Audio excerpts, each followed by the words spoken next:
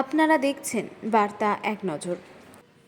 বাঁশবেড়িয়া সপ্তগ্রাম অঞ্চলে জমি বাড়ি ও জীবিকা রক্ষার লড়াই, নাগরিকদের অবস্থান বিক্ষোভ। বাঁশবেড়িয়া সপ্তগ্রাম জমি বাড়ি ও জীবিকা বাঁচাও নাগরিক কমিটির আহ্বানে আজ ৩/৬/২০২৫ তারিখে এক দৃঢ় অবস্থান বিক্ষোভ অনুষ্ঠিত হচ্ছে। রেল দপ্তর ও বিজেপি চক্রান্তের ফলে বাঁশবেড়িয়ার অবনীপল্লীতে গত 50 বছর ধরে বসবাসরত উদ্বাস্তু পরিবারগুলোর মাথার উপর উচ্ছেদের খাড়া নেমে এসেছে।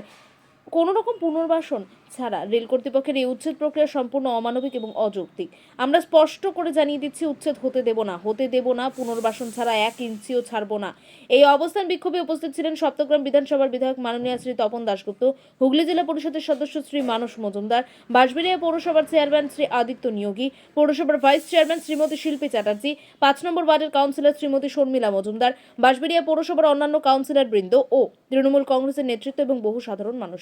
এই আন্দোলনে কেবল একটি এলাকার নয়, এটি মানুষের বেঁচে থাকার অধিকারের লড়াই। আমরা ঐক্যবদ্ধ, আমরা প্রতিরোধে প্রস্তুত।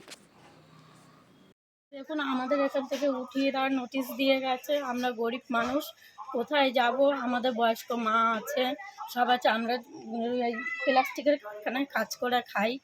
আমাদের যদি এরকম উচ্ছেদ করে দেয় তো আমরা কোথায় গিয়ে থাকবো? আমাদের একটুখানি জায়গা চাই, আমাদের থাকার মতন। আমরা আর কিছু চাই না, আমরা দিন আনি দিন খাই। আমরা দিন আনি দিন খাই, এটাই আমাদের বক্তব্য। কেন উঠতে বলছে? কি হবে এখানে? কি হবে এখন বলছে এখান থেকে লাইন যাবে, কোথায় লাইন যাবে কি যাবে সেটা তো আমরা জানি না। আমাদেরকে বাড়িতে এই বলে নোটিশটা দিয়ে গেছে। এখান থেকে লাইনটা তো অনেক দূরে। বাঁশবেড়িয়ার যে কাটোয়া লাইনটা আপনাদের বাড়ি থেকে তো অনেকটা দূরেই লাইন। আচ্ছা, লাইনের কাছেই আমাদের বাড়ি।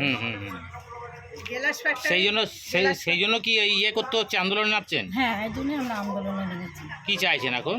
এখন আমরা চাইছি যে আমাদের মাথার ছাদ চাই।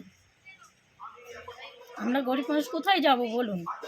আমরা 150 টাকা রোজে কাজ করি, কেউ জোগালির কাজ করে, তাদের এই বর্ষাকালে কোনো কাজ হয় না, সমুদ্রে মাছ ধরতে যায়, তাদের দুটো মাছ হলে আমাদের পেটের ভাত জোটে না, রুটি রোজগার জোটে না। তারপর আমরা কোথা দিয়ে জায়গা কিনবো? আমাদের জায়গা কেন সম্পূর্ণ আছে? কোথায় বা যাবো? কতদিন ধরে বসবাস করছেন আপনারা এখানে আমরা 30-35 বছর ধরে বসবাস করছি। 50 বছর হয়ে আমরা এরকম হচ্ছে, আমাদের মাদের তো আরো বয়স থেকে তারা করছে। কি নাম আপনার? আমার নাম শম্পা দাস। করা হবে বলে এটাই উচ্ছেদ করা হবে অবনীপল্লীর মানুষদের। 52টা বাড়িতে অলরেডি আজকে ছিল উচ্ছেদের দিন। আমি সকাল থেকে আছি, অবস্থান আমাদের চলছে, আমাদের চেয়ারম্যান দিয়ে কাউন্সিলর সবাই আছে। আগামী রেল কর্তৃপক্ষ এসেছিল, আরপিএফ আইসি কথা হয়েছে আমার সঙ্গে। আগামী সোমবার দিন ব্যান্ডেলে একটা আলোচনা আছে, আমাদের প্রতিনিধিরা থাকবে, আমিও থাকবো, থেকে ওই দিন ফাইনাল হবে যে কবে। আমরা বলেছি যে অল্টারনেটিভ বন্দোবস্ত না করে কোনো উচ্ছেদ হবে না, সেটা ওনারা বলেছে। ওদের উচ্চ পদে যারা আছে, ডিআরএমের অফিস থেকেও আসবে, আরপিএফ থেকেও আসবে, আলোচনা করব।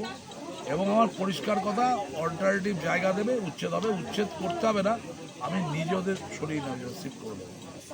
আমি চাইছি এটা শান্তিপূর্ণভাবে হোক, শান্তিপূর্ণ। আমরা কেউ উন্নয়নের বিরুদ্ধে নয়, রেল ডেভেলপমেন্ট করুক না, কিন্তু যে লোকগুলো এখানে মিউনিসিপ্যালিটি ট্যাক্স দেয়, ইলেকট্রিকের বিল দেয় এবং 50 বছর ধরে আছে, তাদের কী করে উচ্ছেদ করা যাবে?